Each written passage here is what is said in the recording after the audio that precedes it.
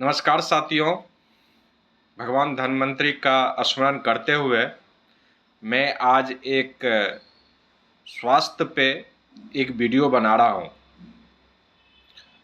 आज का वीडियो का जो विषय है वो है मधुमेह, जिसे हम अंग्रेजी में डायबिटीज़ कहते हैं।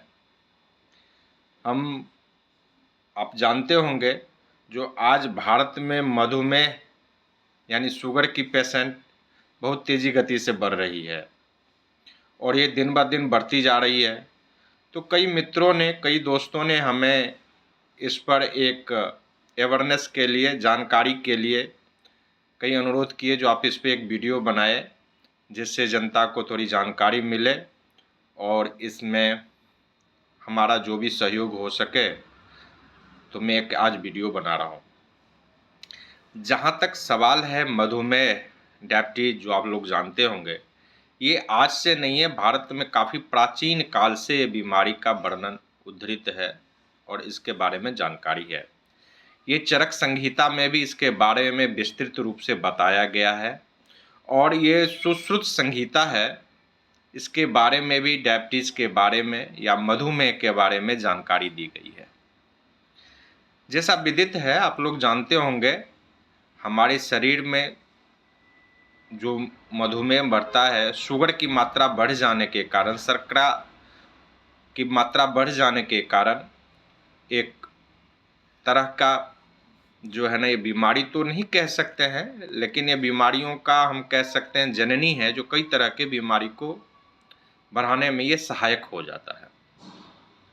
जिस तरह मैंने कहा, इसकी काफ़ी वर्णन है हमारे चरक संहिता में, सुश्रुत संहिता में। तो आइए इसके बारे में थोड़ा सा जानते हैं। जिस तरह हमने कहा, शुगर की मात्रा जब बढ़ जाता है हमारे शरीर में, जिस तरह उसको एक लेवल कहा जाता है फास्टिंग। यदि आप जानते होंगे, शुगर करवाने जाते हैं तो मुख्यतया 3 तरह की इसकी जांच प्रारंभ में किया जाता है। खाली पेट, जिसे हम लोग अंग्रेजी में फास्टिंग पीपीजी कहते हैं, तो उसमें एक जो कटअप है 70 से 110 तक को हम लोग मानते हैं नॉर्मल, और उसके बाद जो 110 से लेकर के 140 तक होते हैं उसको हम लोग मानते हैं डायबिटीज। उसके बाद खाने वाला के बाद भी टेस्ट होते हैं, जैसे पीपी कहा जाता है, पोस्ट प्रेंडियल ग्लूकोज कहा जाता है। ये 150 तक, 110 से लेकर 150 तक को सामान्य रूप माना जाता है। उससे ज़्यादा हो जाती है तो उसको हम कहते हैं डायबिटीज। और एक होता है HbA1c टेस्ट। ये हमारे शुगर की स्तर क्या है 3 महीने की, ये HbA1c होती है। उसमें भी एक कटअप वैल्यू है जो 6.5 तक को हम लोग नॉर्मल मानते हैं। 6.5 से लेके आगे जो होते हैं, जो 7 या 7+, उसको हम डायबिटीज़ माने जाते हैं और उनकी हम डायबिटीज़ पेशेंट 650 से ऊपर वाले को विदित है कहते हैं। डायबिटीज़ मुख्यतया 3 तरह के होते हैं। टाइप 1, जिसको हम अंग्रेजी में इंसुलिन डिपेंडेबल कहते हैं, उनके शरीर में इंसुलिन प्रॉपर मात्रा से नहीं बनती है और इसकी प्रतिशत कम होती है। ये खासकर भारत में 4 से 5% ही टाइप 1 पेशेंट होते हैं जिसके शरीर में इंसुलिन नहीं बनती है। टाइप 2, जो ज़्यादातर संख्या इसी का है, करीब कह सकते हैं 92-93% जो है टाइप 2 डायबिटिक मेलाइटस के पेशेंट है, जिसे हम ओरल इंसुलिन डिपेंडेबल पेशेंट कहते हैं। और एक होता है GDM, गेस्टेशनल डायबिटीज। चलिए उसके बारे में ज़्यादा जानकारी की बात नहीं है। जो बीच वाला है टाइप 2 है, इसके बारे में जानकारी चाहते हैं, बताने का प्रयास करते हैं। देखिए, पहले 2-3 चीज़ और समझने की चीज़ है। कोई सामान्य आदमी कैसे समझे जो हमें डायबिटीज हो गया है। उसके लिए अंग्रेजी में कहा जाता है पॉलीडिप्सिया, पॉलीयूरिया, पोलिफेजिया। यानी जब आपको ज़्यादा प्यास लगे, ज़्यादा पेशाब हो और ज़्यादा भूख लगे, यानी ज़्यादा खाए, तो समझ लीजिए आपको शुगर होने की संभावनाएं बढ़ जाएगी।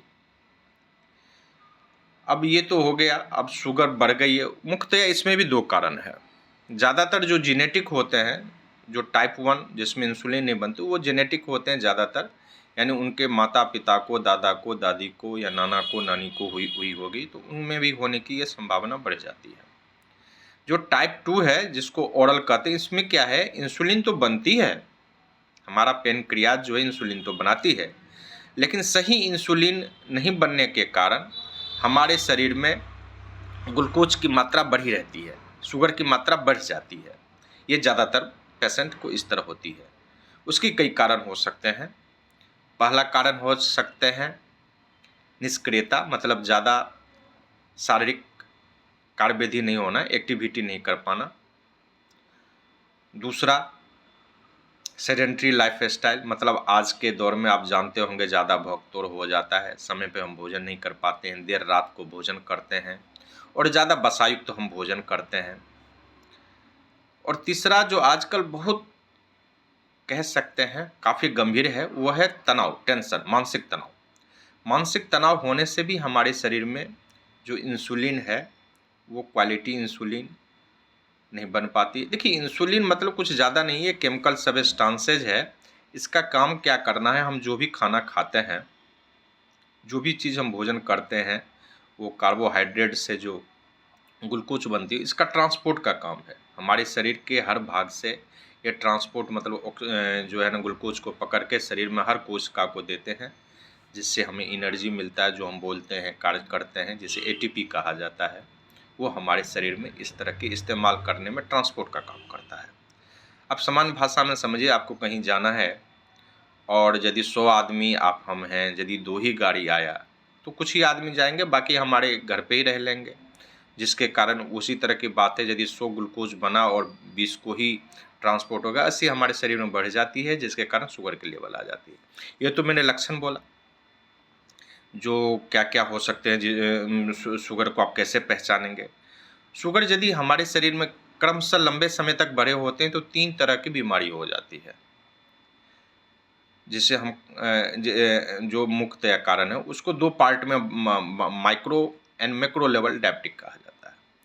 अब माइक्रो लेवल में डायबिटिक रेटिनोपैथी, न्यूरोपैथी या नेफ्रोपैथी हो जाती है, और उसमें जो है ना, मेन कार्डिक हो जाती है, जिसके हम कई तरह के प्रॉब्लम आ जाते हैं, जो कार्डिक स्ट्रोक कहते हैं, कई तरह की। ये चलिए मेडिकल साइंस है, मैं ज़्यादा वो मेडिकल साइंस के अंदर जाने की प्रयास नहीं करता हूँ, मैं सामान्य भाषा में समझाने की प्रयास करता हूँ।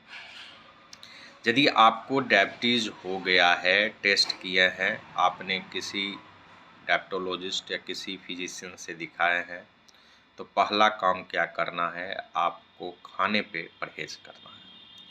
खाने का परहेज़ का मतलब ये नहीं है आपको खाना छोड़ देना है, आपको खाने का पैटर्न चेंज करना है। कैसे पैटर्न चेंज करना है?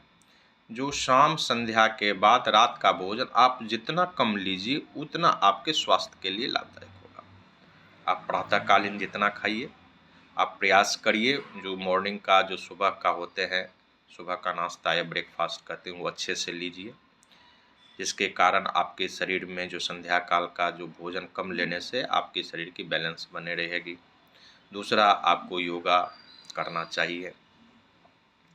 जो आजकल अब कई तरह की दवा भी हैं, जिसे होम रेमेडीज कहते हैं, हम घर का भी कुछ दवा इस्तेमाल कर सकते हैं, खुद भी आप उपचार कर सकते हैं। यदि आप योगा, व्यायाम, प्राणायाम कर रहे हैं, तो साथ साथ यदि कुछ तरह के, जिस तरह करेले का भी जूस है, कई तरह के जूस के भी इस्तेमाल कर सकते हैं, कुछ जामुन की भी चीज़ है, उसका भी इस्तेमाल, मेथी का भी उपयोग है। कई तरह के मार्केट में ड्रग्स भी अवेलेबल हैं, आप डॉक्टर के सलाह के बाद, कई हैं, जिस तरह मेटफॉर्मिन है, गिल्मीप्राइड है, पायोग्लूटान, ढेर सारे ड्रग्स हैं, कई ब्रांड है, ग्लाइसिफेज है, कई तरह की ब्रांड है। लेकिन ये सारा भी उपचार करिएगा तो आप डॉक्टर के ही कहने पे, उन्हीं के निगरानी में करने से आपको होगा। तो आज डायबिटीज़ पे बस मैं अपनी बातें रख रहा हूँ। मैं अगले सप्ताह फिर किसी एक बीमारी पर, एक किसी चीज़ पर मैं अपना बात बताने का प्रयास करूँगा। हाँ, इसमें कोई मेरे से भूल-चूक, गलती हो गई हो तो आप मुझे ज़रूर बताएँ, जिससे हमें अगले वीडियो में वो गलती को सुधार करके एक नया वीडियो लाएँ। कोई सलाह हो, कोई विमर्श हो, वो भी आप दे सकते हैं, मुझे बता सकते हैं। हो सके तो आप ये वीडियो भी सारे लोगों तक पहुँचाइए, जिससे उनको किसी भी तरह की सुविधा या किसी तरह की सहयोग हो सके। धन्यवाद।